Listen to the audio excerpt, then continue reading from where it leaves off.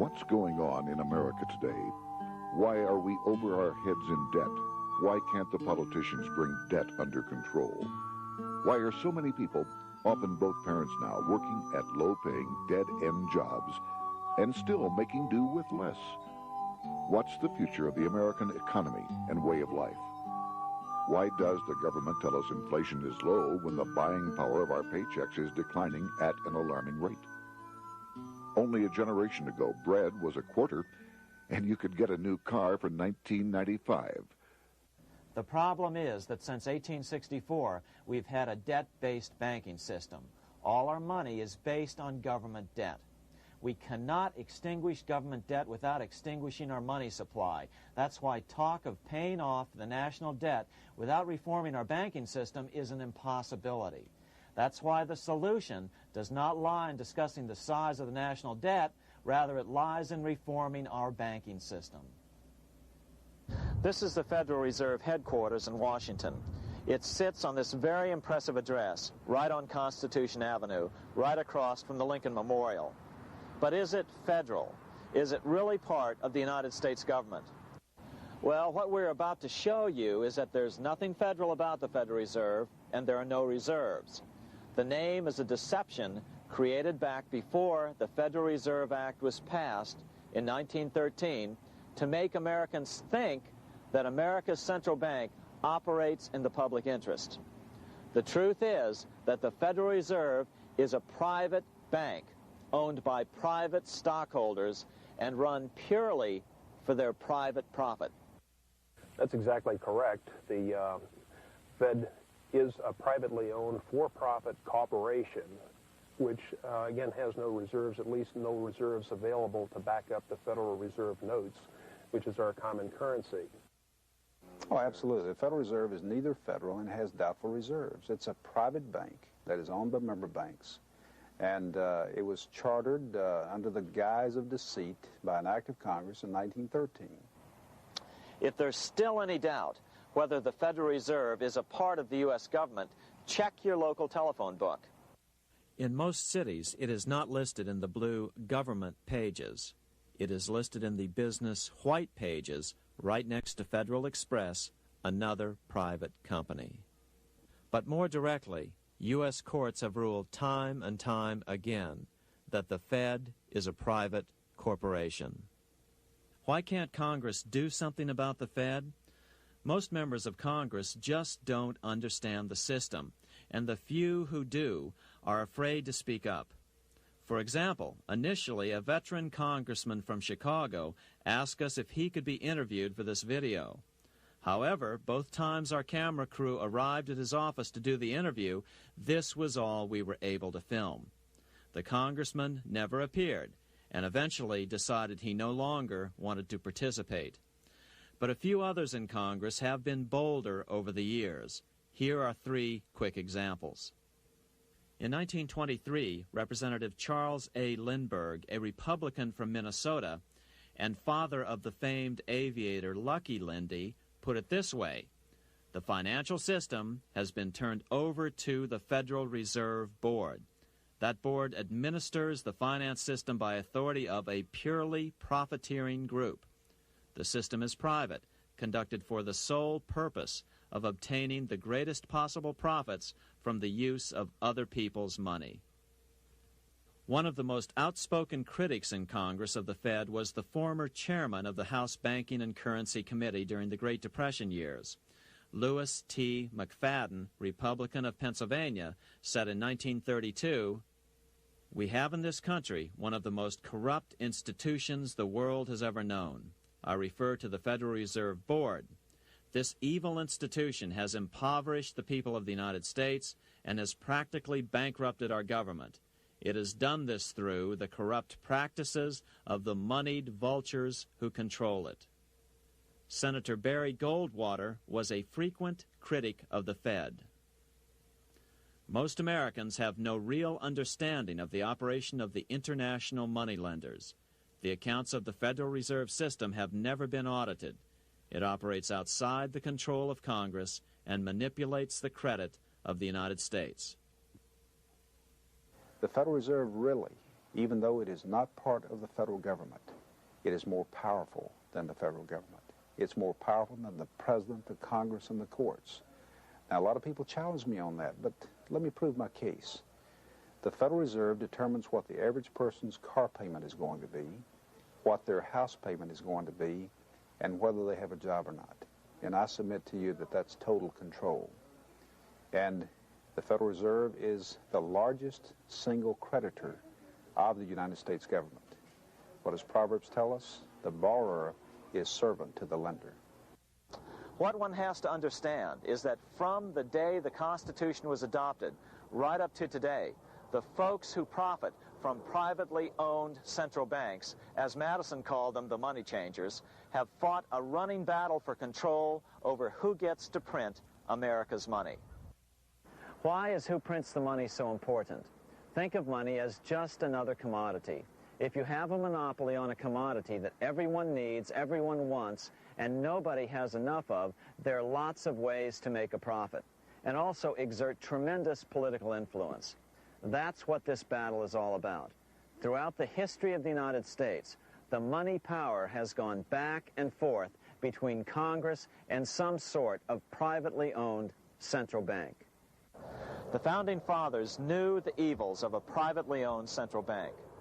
First of all, they had seen how the privately owned British central bank, the Bank of England, had run up the British national debt to such an extent that Parliament had been forced to place unfair taxes on the American colonies. In fact, as we'll see later, Ben Franklin claimed that this was the real cause of the American Revolution. Most of the Founding Fathers realized the potential dangers of banking and feared bankers' accumulation of wealth and power. Jefferson put it this way: I sincerely believe that banking institutions are more dangerous to our liberties than standing armies. The issuing power should be taken from the banks and restored to the people to whom it properly belongs. That succinct statement of Jefferson is, in fact, the solution to all our economic problems today. It bears repeating. The issuing power should be taken from the banks and restored to the people to whom it properly belongs. James Madison, the main author of the Constitution, agreed. Interestingly, he called those behind the central bank scheme money changers. Madison strongly criticized their actions. History records that the money changers have used every form of abuse, intrigue, deceit, and violent means possible to maintain their control over governments by controlling money and its issuance. The battle over who gets to issue our money has been the pivotal issue throughout the history of the United States. Wars are fought over it, depressions are caused to acquire it. Yet after World War I, this battle was rarely mentioned in newspapers or history books. Why? By World War I, the money changers, with their dominant wealth, had seized control of most of the nation's press. Throughout U.S. history, this battle over who gets the power to issue our money has raged. In fact, it's changed hands back and forth 8 times since 1764, yet this fact has virtually vanished from public view for over 3 generations behind a smokescreen emitted by Fed cheerleaders in the media. Until we stop talking about deficits and government spending and start talking about who controls how much money we have, it's all just a big shell game, a complete and utter deception. It won't matter if you pass an ironclad amendment to the Constitution mandating a balanced budget. Our situation is only going to get worse until we root out the cause at its source. What's the solution for our national problem? First of all, education. That's what this video presentation is all about. But secondly, we must act. We must take back the power to issue our own money. Issuing our own money is not a radical solution. I want to stress that. It's the same solution used at different points in U.S. history by men like Benjamin Franklin, Thomas Jefferson, Andrew Jackson, Martin Van Buren, and Abraham Lincoln. So, to sum it up, in 1913, Congress gave an independent central bank, deceptively named the Federal Reserve, a monopoly over issuing America's money, and the debt generated by this quasi-private corporation is what is killing the American economy. Though the Federal Reserve is now the most powerful central bank in the world, it was not the first. So where did this idea come from? To really understand the magnitude of the problem, we have to travel back to Europe. Just who are these money changers James Madison spoke of? In the Bible, 2,000 years ago, Jesus drove the money changers from the temple. It was the only time Jesus used force during his ministry. What were money changers doing in the temple? When Jews came to Jerusalem to pay their temple tax, they could only pay it with a special coin, the half shekel of the sanctuary. This was a half ounce of pure silver about this size. It was the only coin around at that time which was pure silver and of assured weight without the image of a pagan emperor. Therefore, to Jews, the half shekel was the only coin acceptable to God. But these coins were not plentiful. The money changers had cornered the market on them. Then they raised the price, just like any other commodity, to whatever the market would bear. In other words, money changers were making exorbitant profits because they held a virtual monopoly on money. The Jews had to pay whatever they demanded. To Jesus, this totally violated the sanctity of God's house.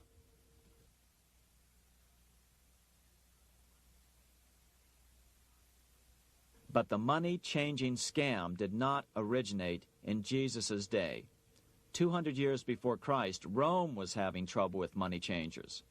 2 early Roman emperors had tried to diminish the power of the money changers by reforming usury laws and limiting land ownership to 500 acres. They were both assassinated.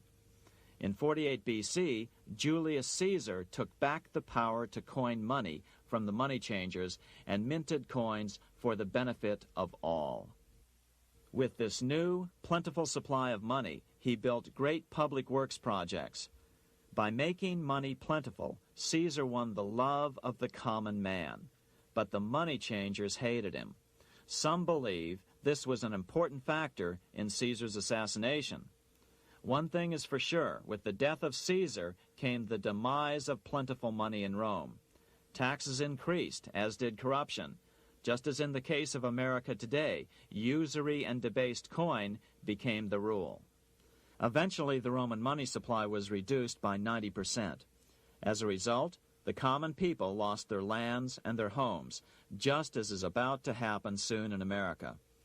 With the demise of plentiful money, the masses lost confidence in the Roman government and refused to support it. Rome plunged into the gloom of the Dark Ages.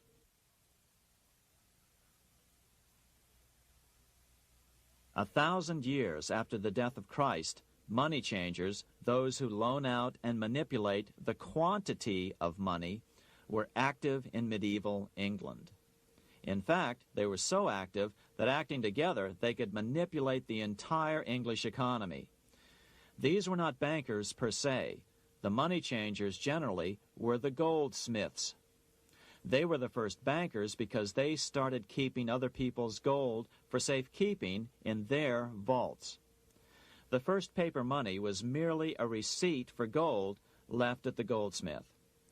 Paper money caught on because it was more convenient than carrying around a lot of heavy gold and silver coins. Eventually, goldsmiths noticed that only a small fraction of the depositors ever came in and demanded their gold at any one time. Goldsmiths started cheating on the system. They discovered that they could print more money than they had gold, and usually no one would be the wiser.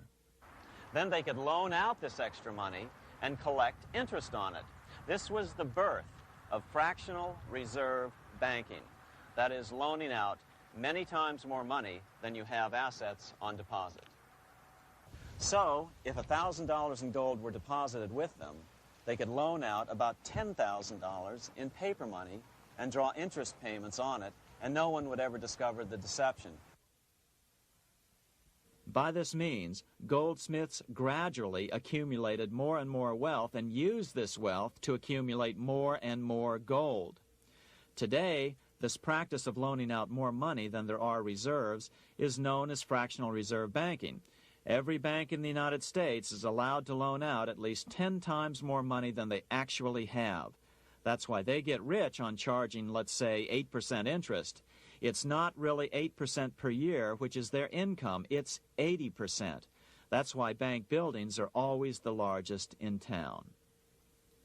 But does that mean that all interest or all banking should be illegal? Hardly. In the Middle Ages, canon law, the law of the Catholic Church, forbade charging interest on loans. This concept followed the teachings of Aristotle and St. Thomas Aquinas. They taught that the purpose of money was to serve the members of society, to facilitate the exchange of goods needed to lead a virtuous life. Interest, in their belief, hindered this purpose by putting an unnecessary burden on the use of money. In other words, interest was contrary to reason and justice. Reflecting church law in the Middle Ages, Europe forbade charging interest on loans and made it a crime called usury. As commerce grew, and therefore opportunities for investment arose in the late Middle Ages, it came to be recognized that to loan money had a cost for the lender, both in risk and in lost opportunity. So some charges were allowed, but not interest per se. But all moralists, no matter what religion, condemn fraud, oppression of the poor, and injustice as clearly immoral. As we will see, fractional reserve lending is rooted in a fraud, results in widespread poverty, and reduces the value of everyone else's money. The ancient goldsmiths discovered that extra profits could be made by rowing the economy between easy money and tight money. When they made money easier to borrow, then the amount of money in circulation expanded. Money was plentiful. People took out more loans to expand their businesses. But then the money changers would tighten the money supply. They would make loans more difficult to get. What would happen? Just what happens today. A certain percentage of people could not repay their previous loans and could not take out new loans to repay the old ones. Therefore, they went bankrupt and had to sell their assets to the goldsmiths for pennies on the dollar. The same thing is still going on today. Only today, we call this rowing of the economy up and down the business cycle.